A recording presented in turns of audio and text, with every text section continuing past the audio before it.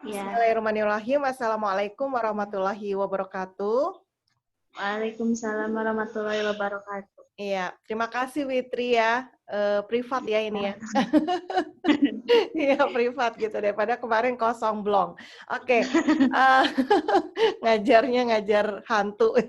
Ya, kita akan bahas soal langsung aja Wit, cuman 13 soal dari SBMPTN 2013 ya. Di-share dulu sama Iya, Bunda Bunda. bentar.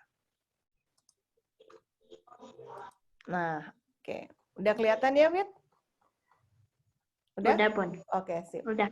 Ya, biar ini Witri yang baca soal, nanti kita bahas gitu ya. Sok nomor 1, Wit. Iya. Contoh keberadaan satwa pada suatu habitat yang dijaga dengan baik sebagai upaya pelestarian ex situ adalah. Iya, gampang banget ya, Wit ya. XX itu artinya apa? XX. Luar. Iya, di luar. Berarti di luar habitat gitu ya. Di luar Iya. habitat. Di luar habitat.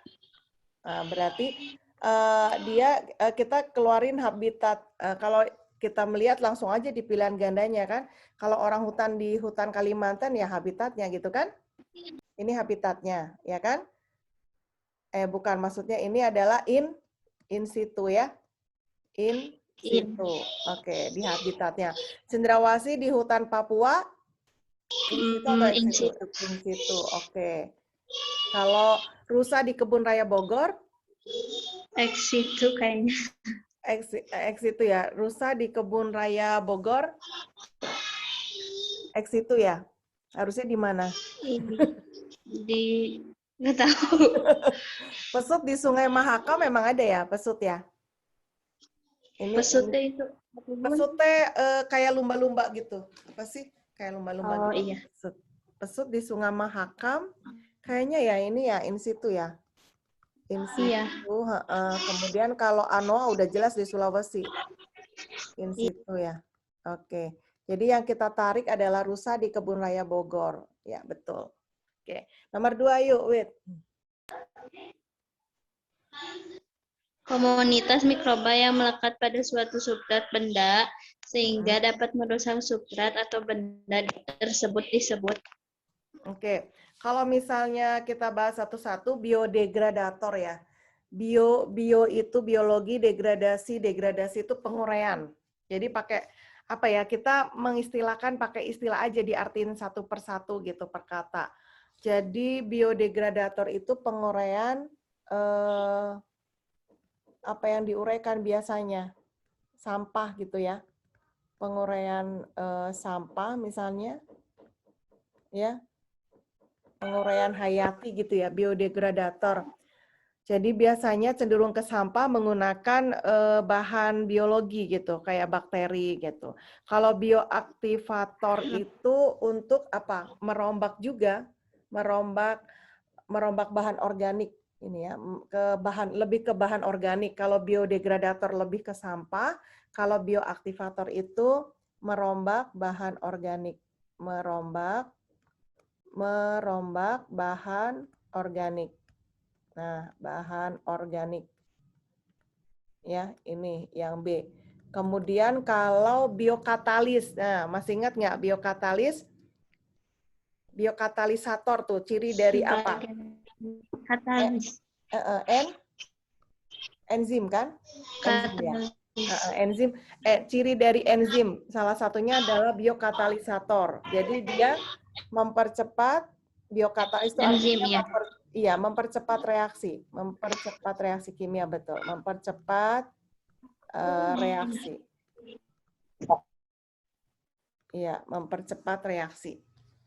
Oke ya, mempercepat reaksi. Ini rada curiga nih koneksi internetnya, harusnya mempercepat reaksi kimia tanpa ikut bereaksi ya. Jadi biokatalisator itu mempercepat reaksi kimia tanpa ikut bereaksi. Saya siapin dulu, takut tiba-tiba mati nih. Nah, Oke. Kemudian biodeposit. Biodeposit itu apa ya? Lebih ke biodeposit tentang keanekaragaman hayati yang berkurang. Jadi kita bisa ngomongin ini adalah hewan endemik. Oh, Hewan endemik ya. Jadi keanekaragaman hayati lebih ke plasma endemik. Nah, jadi otomatis komunitas mikroba yang melekat pada suatu substrat atau benda sehingga dapat merusak substrat atau benda tersebut itu disebut dengan biofilm. biofilm. Iya, biofilm. Nah, ini jawabannya ya. Biofilm. Oke. Jelas ya? Oke, nomor 3, Wit. Bagian sistem pencernaan yang berperan dalam memecah polipeptida menjadi oligopeptida adalah. Iya. Jadi ini biasalah soal SBMPTN, soal UTBK gitu ya, selalu menggunakan kata lain gitu ya. Polipeptida itu kan sebenarnya kata lain dari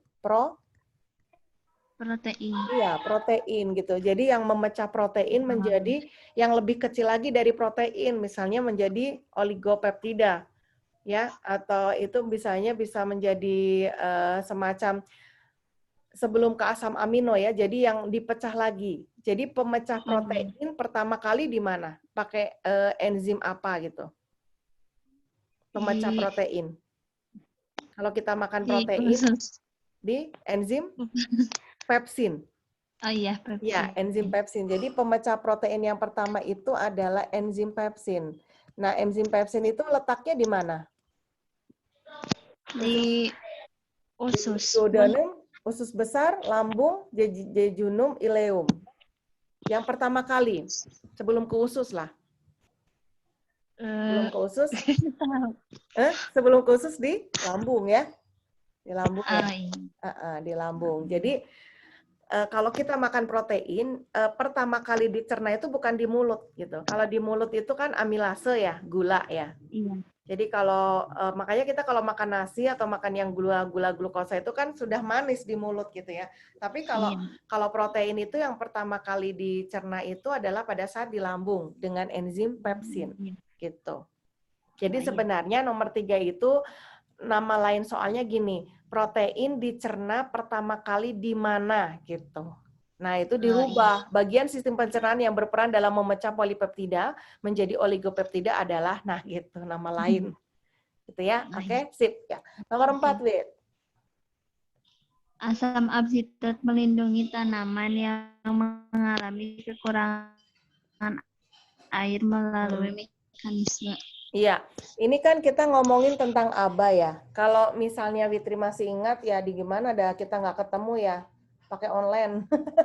Kelas 12 gitu ya. Jadi ABA, asam absisat ini kan fungsinya itu salah satunya mengurangi penguapan. Mengurangi penguapan. Nah, kalau penguapan itu di mana sih? Penguapan tumbuhan itu di mana? Di daun, ya kan? Nah, berarti di daun, biar daun itu tidak daun. Kan kalau penguapan itu kan biasanya fungsi dari stomata ya? Iya. Mulut daun ya? Iya, stomata mulut daun. Kalau di batang ada lentisel. Nah, supaya supaya penguapannya itu tidak berlebih kan stomatanya yang pertama harus sedikit. Kalau misalnya sedikit atau misalnya si permukaan daun itu diapain itu? Ditutupin apa biar stomatanya tidak membuka terus? Ditutupin ada kayak lapisan misalnya bulu-bulu halus atau kayak lilin, lapisan lilin. Oh iya. Iya ya kan? Nah itu tuh nama lain dari kutikula gitu.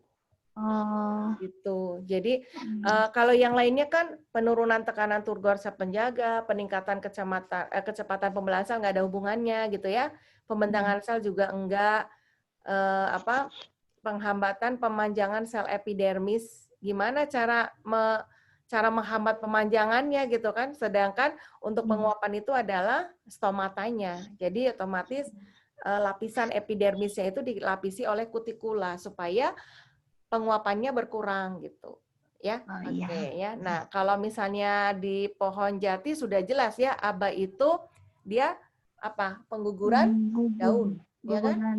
Iya, kalau di pohon kalau di musim kemarau ya pengguguran daun. Ya, pengguguran daun. Nah, kalau yang tumbuhan lain itu yaitu peningkatan pembentukan kutikula gitu. Supaya kalau kutikulanya banyak maka penguapannya akan berkurang. Gitu ya, Sip? Oke, sip. Oke, kita ke nomor 5, Wit. Nomor 5 panjang nih. Panjang. Soalnya aja gini. Nah, yuk. Pernyataan yang salah mengenai fotofosforilasi siklik dan non-siklik adalah. Ya, jadi kita ngomongin fotosintesis ya. Pada proses reaksi terang itu ada fotofosforilasi siklik ya, siklik ya. Siklik itu dia dilakukan oleh P1 ya, P1 ya, fotosistem 1 yaitu P700 ya, 700. Sedangkan non siklik ini dilakukan oleh P2 ya, fotosistem 2 dilakukan oleh P680. Nah, itu bedanya. Kenapa disebut dengan siklik ya? Siklik itu karena dia muter gitu kan. Siklik itu dia akan muter-muter terus ya. Nah, ini menghasilkan apa? ATP kalau siklik.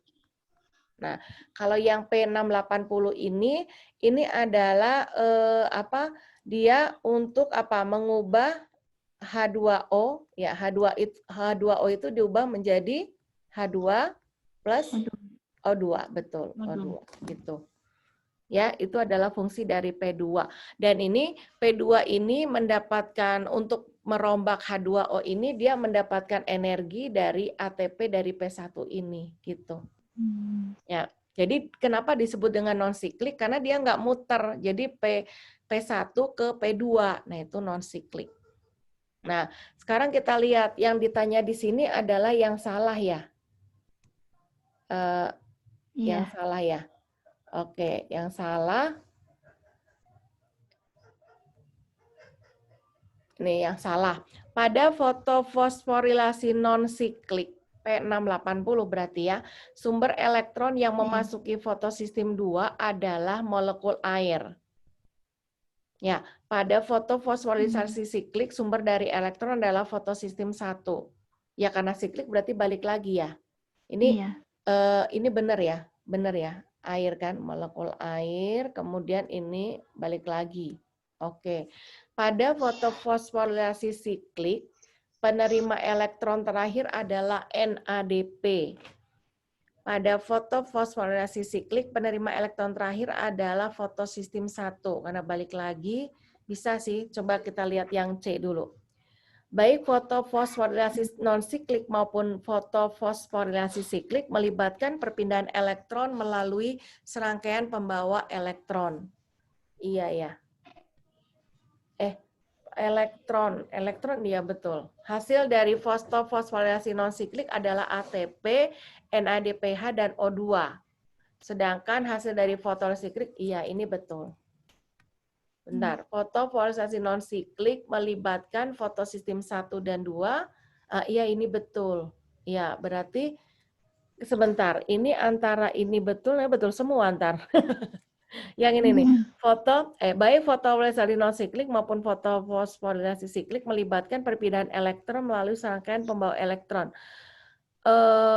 Elektron itu lebih ke P2, tapi kita lihat yang B. Pada fotofosforilasi non-siklik, penerima elektron terakhir adalah NADP. Elektron terakhir itu untuk mengubah H2O, jadi bukan NADP ya. Ya, karena elektron itu didapatkan dari ini nih, pengubahan H2 menjadi O2 ini loh. Nanti jadi H+ ini loh. H2-nya tuh H, gimana ya? Kimianya gitu loh, Wit. 2H+ gitu ya. Ya, kan kalau hidrogen kan plus ya. Iya. Ya, otomatis nanti ini dia nanti akan berikatan dengan dua elektron ini. Jadi bukan NADP ya, bukan NADP. Maka jawabannya adalah yang B. Ini elektron ya maksudnya. Oke. Jelas ya, Wit ya. Nanti bisa dilihat ya rekamannya ya kalau kurang jelas. Oke, nomor 6, Wit. Kita ngomongin apa nih? Hibridisasi. Ya, itu siklus Krebs ya. Siklus Krebs ya. Gambarnya nggak jelas ya. Siklus Krebs tahap di mana berlangsung hidrasi. Tahap di mana berlangsung hidrasi. Apa itu hidrasi? Hidrasi. Kok ini ya? Hidrasi itu, hidrasi, coba kita lihat. Hidrasi.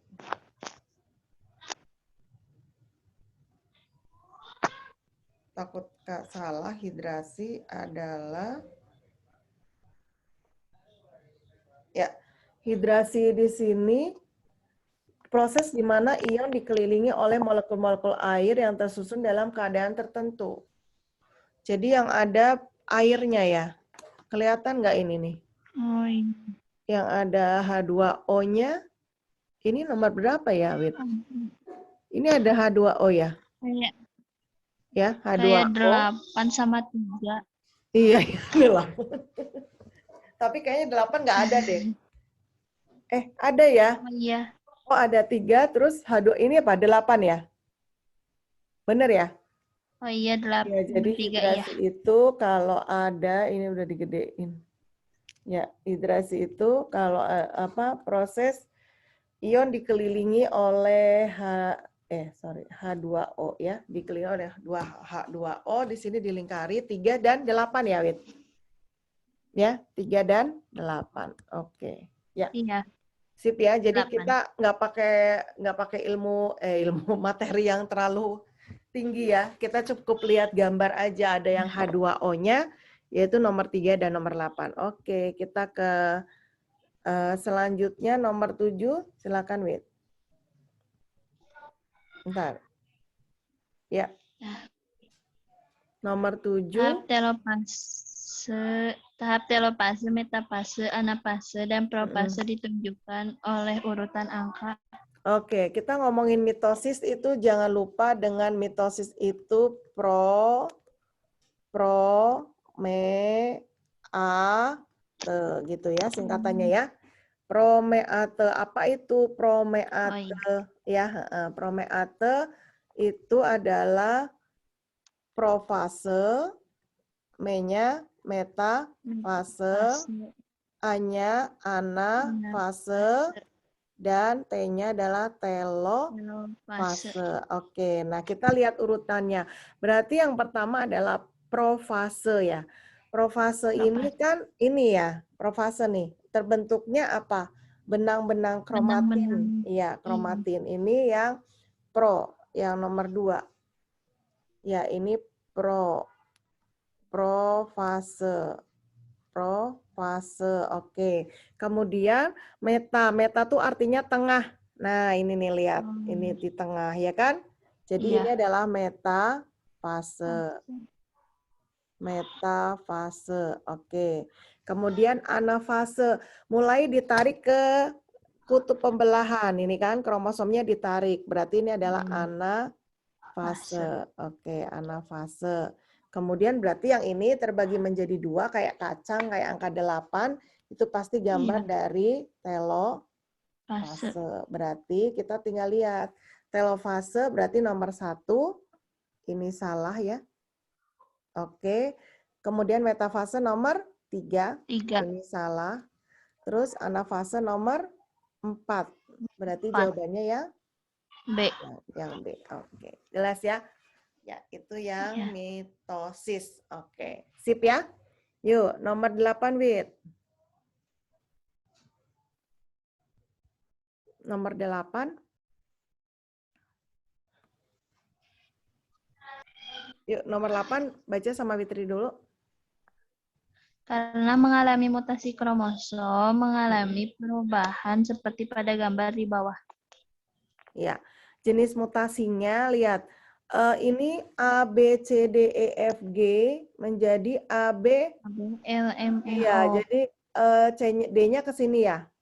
Iya. Nah, pokoknya sebenarnya kalau itu kita nggak usah lihat hurufnya ini, Wit. Kalau sudah ada 2 menjadi 2, ya ini pasti translokasi. Ngerti nggak? Iya. Jadi kalau yang delesi pasti pengurangan kan? Misalnya di sini ada kromosom A, B, C, ya kan? A, B, C. Pasti ini jadi satu lagi kan? Jadi A, B. Nah, itu pasti delesi.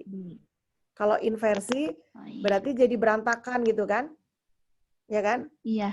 Jadi dari Iya. misalnya A, B, C, D, E. Oke, nanti misalnya jadi apa? A dibikin berantakan aja. A, C, B, E, D misalnya. Pokoknya berantakan aja gitu ya. Nah, kalau duplikasi berarti apa? Di A, double. ya di double. A, B, C menjadi A, B, C misalnya gitu. Nah kan ini kelihatan ya satu-satu. Tapi ini kan dua, dua. Nah kalau udah ada dua-dua ini ya, dua-dua ini nggak usah mikir. Ini pasti translokasi. Pasti. Ya, pasti itu. Pasti translokasi. Jelas ya? Gampang ya? Nomor 8 ya? Iya. Oke, sip. Nomor 9, Wit. Hal berikut ini yang berkaitan dengan seleksi buatan kecuali. Seleksi buatan. Buatan ya, dibuat oleh manusia ya. Ada kata-kata kecuali. Hanya individu dengan ciri yang diinginkan saja yang boleh bereproduksi. Ya kan? Kalau diinginkan berarti dibuat ya? Iya. Ya kan? Oke, dibuat. Menghasilkan varietas baru hewan atau tanaman budidaya. Varietas baru ya, karena dibikin ya. Coba Iya. kita lihat yang C. Seleksi terus-menerus dapat mengubah frekuensi genotip. Dibuat nggak? Enggak. Enggak ya. Oke, kita lihat yang D. Genotip dapat dikembangkan dari spesies liar. Ya dibuat ya? Iya. Dibuat ya. Oke, dibuat. Seleksi buatan pasti akan menghasilkan spesies baru ya. Ya, berarti ini varietas baru betul. Berarti yang C ya. Oke. Seleksi terus-menerus dapat mengubah frekuensi genotip ya. Itu belum tentu dibikin ya, bisa dari alami. Nomor 10. Oke, nomor 10 panjang nih. Naon ya teh? Nah, ya udah sok baca Wit. Berdasarkan grafik di atas, insulin yang paling cepat membantu penyerapan. Oke, kita baca ya. Kita baca ini. Ini sebenarnya kayaknya diperjelas pada gambar ini ya. Jadi ini sama ya, atas bawah ya. Nah, ini adalah jam. Paling cepat. Nah, paling cepat berarti jamnya cepat atau lama ya? Kalau paling cepat. Yang paling awal ya. Yang paling awal berarti ini dong yang hitam ya. Benar nggak? Iya. Yang hitam teh berarti ini. Aspart, lispro, dan gluisin. Ya udah. Yang mana? Aspartat ya? Iya. Ya, yang lainnya kan nggak ada ya? Oke. Iya. Iya, aspartat. Gitu aja ya. Kayaknya baca grafik ya, Wit. Iya. Coba soalnya kayak gini semua ya. Amin. Amin, ya. Tapi memang betul yang namanya literasi kan literasi gambar, literasi baca, bacaannya banyak gitu ya, udah males duluan, ilfil duluan lah gitu, jadi nggak mau ngerjain, nggak mau baca gitu.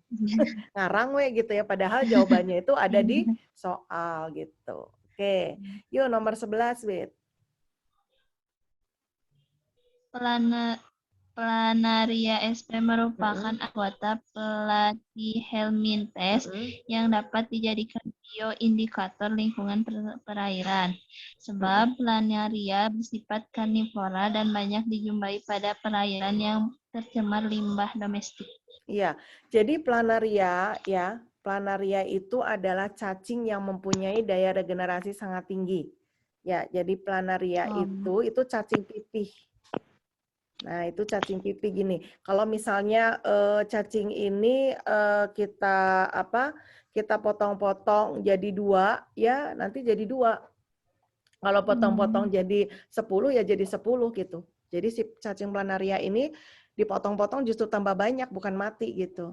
Tapi kalau saya mah penasarannya gini, Wit, kalau cacing planaria di blender gitu. Nah, itu belum ada yang nyobain kayaknya. Kalau di blender jadi apa gitu kan. Iya. Apa jadi makin banyak gitu ya kalau di blender gitu. Ya. Nah ini namanya juga cacing pipih ya. Cacing pipih itu kan nama Iya. lain dari apa? Platyhelm. Iya, Platyhelminthes itu nama lain dari cacing pipih gitu. Jadi kalau apa? Planaria termasuk Platyhelminthes berarti benar ya? Benar Iya. ya? Dan dijadikan Iya. sebagai indikator perairan. Iya, jadi planaria ini hidupnya sangat bersih. Jadi dia maunya pada air yang jernih. Oh iya. Iya, pada air yang jernih. Jadi ini betul sebab planaria bersifat karnivora betul karena dia memakan sisa-sisa bangkai ikan yang ada di sungai. Gitu ya. Jadi karnivora betul. Dan banyak dijumpai pada perairan yang tercemar. Salah, ya kan? Iya. Jadi dia nggak mau yang tercemar gitu. Jadi dia maunya yang bersih. Oh iya. Iya ya. Jadi nomor 11 apa? Benar, salah berarti jawabannya C. iya, C ya. Oke, C. Nah, oke yang C. Ya, sip. Sekarang kita lihat yang nomor 12, Wit. Tentang apa ini? Proses menarik napas atau inspirasi terjadi sebagai hasil kontraksi otot paru-paru sebab proses menarik napas terjadi pada saat diafragma turun dan tekanan rongga dada menurun. Ya, jadi ini proses apa ya? Proses dari inspirasi ya. Inspirasi itu menarik nafas ya di sini. Inspirasi. Ini kenapa sih? Ya, inspirasi. Nah, inspirasi itu menarik nafas itu kalau misalnya ini biasanya pakai gerakan ya. Otot kalau pernafasan itu kan ada dua, pernafasan dada ya dengan pernafasan perut kan. Kalau pernafasan dada berarti otot otot antar tulang rusuk ya, otot tulang rusuk berkontraksi ya. Berkontraksi ya. Kemudian menyebabkan kalau berkontraksi berarti menyebabkan rongga dada membesar, rongga dada membesar ya, membesar ya atau volume dada membesar, volume ya ini ya. Rongga dada atau volumenya membesar. Nah, kalau volumenya membesar maka kebalikannya tekanan apa? Menurun. Iya, tekanan menurun. Tekanan kecil ya. Nah, maka menyebabkan udara masuk. Iya, betul. Udara masuk. Nah, itu adalah inspirasi. Ya. Inspirasi bentar ini. Kok enggak ini ya? Masuk. Nah, gitu, masuk. Nah, sedangkan kebalikannya expirasi. Ya, ekspirasi berarti otot tulang rusuk kebalikannya relaksasi, ya, relaksasi kemudian menyebabkan volumenya gimana? Kebalikannya. Volume kecil ya. Iya, mengecil, volume dada mengecil ya. Aduh, hilang. Volume dada mengecil ya, kemudian menyebabkan tekanan kebalikannya besar ya. Tekanan besar, kalau volumenya kecil berarti tekanannya besar, menyebabkan udara keluar. Iya kan? Ekspirasi ya, udara keluar. Nah, ini nanti dibedakan dengan ini apa sih namanya pernafasan perut. Ya, di sini pernafasan perutnya di sini ya. Oke. Saya tulis di sini ya. Pernafasan perut ya. Di sini kalau pernafasan perut ya. Berarti pakai otot diafragma, ya kan? Iya. Iya. Inspirasi itu otot diafragma berkontraksi, ya. Otot diafragma berkontraksi itu mendatar ya. Iya. Berkontraksi itu mendatar, bukan melengkung. Jadi mendatar, dalam posisi mendatar, ya, menyebabkan sama. Volumenya gimana? Volume dada, volume rongga dada, volume dada membesar, betul. Kalau rongga volumenya membesar berarti tekanannya Mengecil. iya, tekanan kecil berarti udara Masuk. udara masuk. Oke, udara masuk. Nah, gitu. Nah, ya. Oke, berarti sama kita kalau untuk ekspirasi berarti otot diafragma gimana? Relaksasi. Iya, relaksasi, otot diafragma relaksasi, ya, relaksasi berarti dalam posisi apa? Melengkung. Iya, melengkung. Melengkung, ya, diafragmanya melengkung. Berarti kalau melengkung menyebabkan volume dada Mengecil. iya, volume dada kecil. Kalau volumenya kecil maka tekanannya Besar. ya, tekanan besar. Berarti udara Keluar. iya, keluar. Ya. Menyebabkan udara keluar. Nah, gini. Ini yang harus dihafalin ya. Keluar. Nah, sekarang kita lihat di soal. Proses menarik nafas atau inspirasi terjadi sebagai hasil kontraksi otot paru-paru. Bisa ya? Kontraksi kan? Bisa. Iya. Ini ya, kontraksi ya. Oke, jadi betul. Sebab proses menarik nafas terjadi pada saat diafragma turun dan tekanan rongga dada menurun. Betul. Turun. Kalau turun berarti ini kan? Datar. Iya. Apa? Kalau turun? Mendatar. Relaksasi kan? Ini loh. Ini arti dari diafragma turun. Turun. Tekanan rongga dada menurun. Rongga dadanya menurun. Ya, menurunkan. Diafragma turun, melengkung. Harusnya bukan menarik nafas. Tapi harusnya apa? Iya, ekspirasi. Ya kan? Jadi proses menarik nafas itu harusnya terjadi pada saat diafragma mendatar. Volume rongga dada naik gitu, besar ya kan? Iya. Kalau ini kan soalnya proses menarik nafas terjadi pada saat diafragma turun, salah. Tekanan rongga dada menurun, ini harusnya ekspirasi. Ya, jadi ini salah. Berarti benar salah jawabannya yang C. Oke, yang C.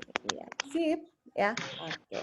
Kita ke nomor terakhir kayaknya ya. Cuman 3 enggak. Oh, 15 ya rupa ya. Emang 15 ya kok 13. Oke. 13 yuk. Pernyataan yang salah mengenai hubungan interaksi antar dua atau lebih populasi adalah ya, pernyataan yang salah ya, yang salah. Oke, salah mengenai hubungan interaksi antara dua atau lebih populasi. Transfer energi antar tingkatan trofik ya umumnya memiliki tingkatan efisien kurang dari 20%. Ini teori ya. Nanti kita cek coba.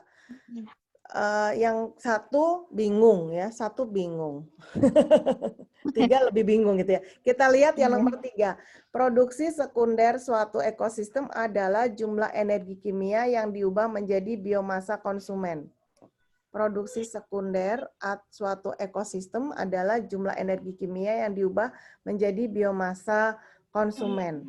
Karena kalau produksi primer ya, kalau produksi primer itu punyanya siapa? Produsen ya? Iya. Produksi primer itu punyanya produsen.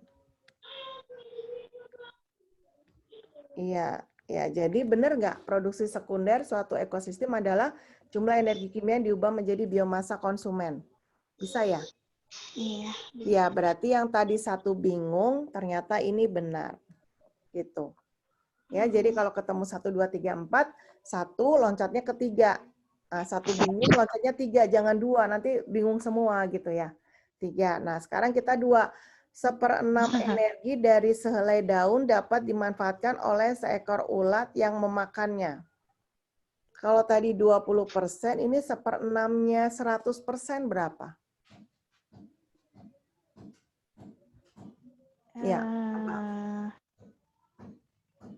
100 bagi 6 ya? Pokoknya kurang dari 20 kan? Iya. Bisa nggak? Kurang dari 20. Iya, 1/6 energi dari sehelai daun dapat dimanfaatkan oleh seekor ulat yang memakannya. Bisa ya? Iya. Karena kan efisiensinya kurang dari 20%. Oke, bisa. Yang keempat, efisiensi produksi suatu organisme adalah bagian energi yang dimakannya yang digunakan dalam respirasi. Efisiensi produksi suatu organisme, bagian energi yang dimakannya yang digunakan sebagai respirasi. Respirasi ini di sini itu untuk menghasilkan ATP. Ya, ATP itu adalah energi. Gitu. Jadi benar apa salah ya? Efisiensi produksi suatu organisme adalah bagian energi yang dimakannya yang digunakan dalam respirasi. Bingung. Bingung ya? Efisiensi produksi. Produksi suatu organisme adalah bagian energi yang dimakannya. Efisiensi produksi. Suatu organisme adalah bagian energi yang dimakannya yang digunakan dalam respirasi. Jadi memanfaatkan memanfaatkan produksi ini. Nah, di sini teh produksi apa ya? Efisiensi produksi itu maksudnya produsen. Ya, bagian energi yang dimakannya yang digunakan dalam respirasi. Jadi mungkin ini adalah transfer energi dari produsen ke konsumen gitu. Jadi efisiensi produksi suatu organisme adalah bagian energi yang dimakannya yang digunakan dalam respirasi. Asa nggak nyambung ya? Iya. Kita lagi mau bikin energi tapi dimakannya dan digunakan dalam respirasi gitu. Oke, menurut Ibu mah ini salah ya. Nanti kalau misalnya Ibu cek ya, nanti kalau misalnya Ibu yang salah, Ibu klarifikasi ya. Oke, secepatnya. Ini salah ya. Oke, jadi jawabannya 1, 2, 3 yang mana? Yang A. Oke, yang A. Oke, yuk nomor 14. Nomor 14. Molekul 3 fosfogliserat hasil glikolisis dapat diubah menjadi asam amino serin pada kompartemen sel. Jadi molekul 3 fosfogliserat hasil glikolisis. Ya, hasil glikolisis dapat diubah menjadi asam amino. Ya, asam aminoserin ini maksudnya adalah pembentukan sintesis asam amino itu kan bagian dari protein ya. Jadi sintesis protein gitu. Nama lain sebenarnya ini ya, menjadi asam aminoserin, sintesis protein. Nah, kalau sintesis protein itu di mana? Ya, glikolisis. Glikolisis itu jelas di asam aminoserin. Ya, sintesis protein. Harusnya kan ribosom ya. Kalau ini molekul 3 fosfoglisat hasil glikolisis. Glikolisis itu terjadinya di mana? Plasma. Iya, di sitoplasma ya. Glikolisis itu terjadinya di sitoplasma. Dapat diubah menjadi asam aminoserin. Asam amino, jadi belum sampai ke protein ya, belum sampai ke protein karena di sini ada tulisan asam amino.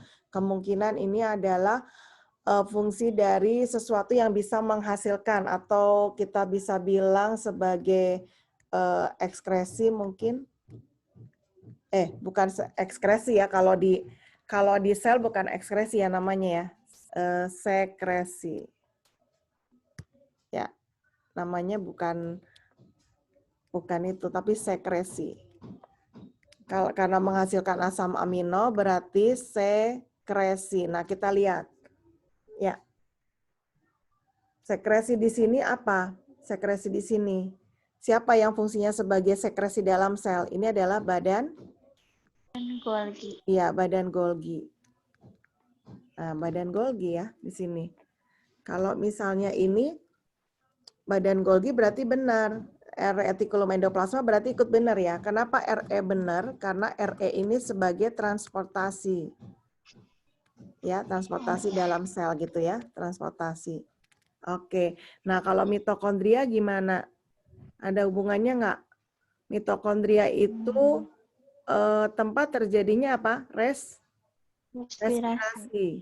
Nah, kira-kira kalau misalnya molekul fosfogliserat ini itu kan terjadi glikolisis itu terjadinya di sitoplasma. Kira-kira sitoplasma dimasukin nggak benar dalam nomor ini, Wit?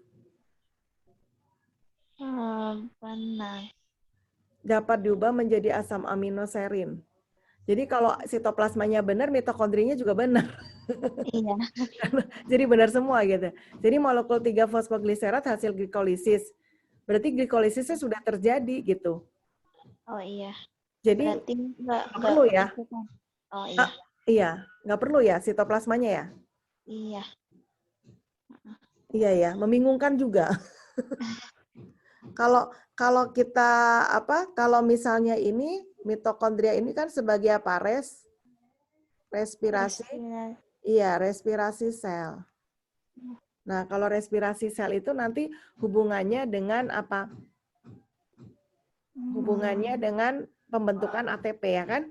Iya. Nah, di sini mah cuman diubah menjadi asam aminoserin. Ya kan, asam aminoserin. Berarti lebih ke 1,3 ya. Maka jawabannya yang B ya. Oke, yang B. Oke, sip terakhir. Wit. Nomor 15.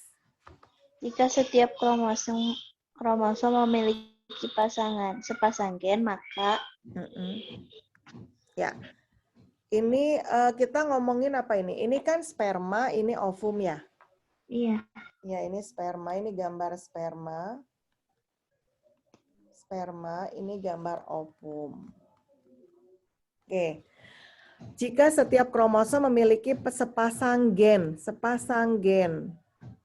ya, sepasang gen, maka organisme tersebut diploid.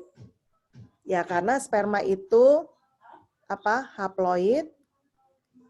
Ovumnya juga haploid. Jadi kalau ini disatuin menjadi diploid, betul ya? Ya, diploid. Oke, diploid. Berarti ini benar, 3 pasti benar ya? Tiap gen dalam kromosom memiliki kemungkinan maksimum 2 macam alel. Iya. Ya, betul. Tiap gamet memiliki jumlah kromosom haploid. Tiap gamet, iya kan? Gametnya kan sperma ovum ya. Kromosomnya haploid benar ya? Iya. N ya, oke. Tiap sel embrio memiliki kemungkinan maksimum 4 macam alel. 4 macam alel. Kalau tiap gen dalam kromosom memiliki kemungkinan maksimum 2 macam alel, ya.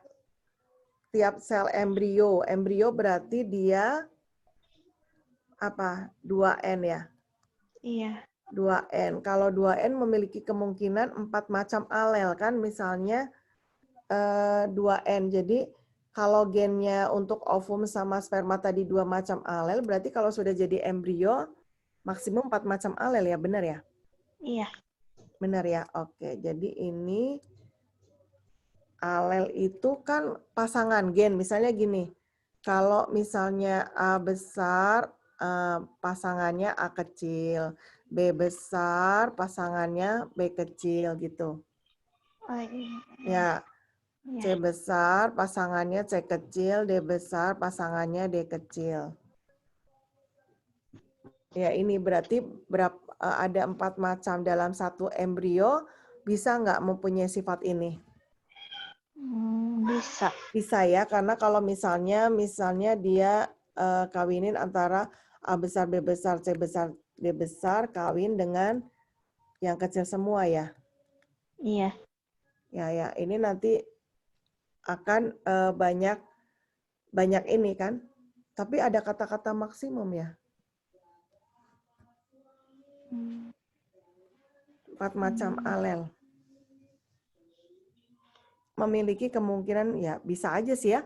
Ya udah deh, jawabannya apa? Jawabannya ya begitulah Wit. Guru biologinya juga pusing. Biologi ya, kalau biologi beda sama matematika gitu. Kalau matematika ya udah jawabannya A ya A gitu. Kalau ada yang jawab C berarti salah. Nah kalau biologi kayak gini nih, ada yang jawab A bener, bisa E juga bener gitu ya. Nah jadi makanya kalau biologi untuk mendapatkan nilai 100 itu ya luar biasa. Nilai 100 itu luar biasa gitu. Sip ya, Wit ya? Oke. Siapa takut terlambat deh, Witri. Naik takut ngebut, jangan ngebut ya. Iya. Oke, kalau gitu Witri nanti keluar aja deh ya. Ya, keluar aja. Nanti ini masih harus membahas soal lagi coba. Tapi Witri keluar aja. Nanti bisa ada rekamannya ya. Oke ya. Oh iya, Mas. Ya. Oke, kita akhiri pertemuan sekarang. Sehat selalu ya, Wit ya. Sukses dan mudah-mudahan tercapai cita-citanya Witri. Oke, kita baca hamdalah bersama-sama. Alhamdulillahirrahmanirrahim. Terima kasih. Wassalamualaikum warahmatullahi wabarakatuh. Dadah. Waalaikumsalam warahmatullahi wabarakatuh. Dadah. Makasih, Bunda. Ya, sama-sama.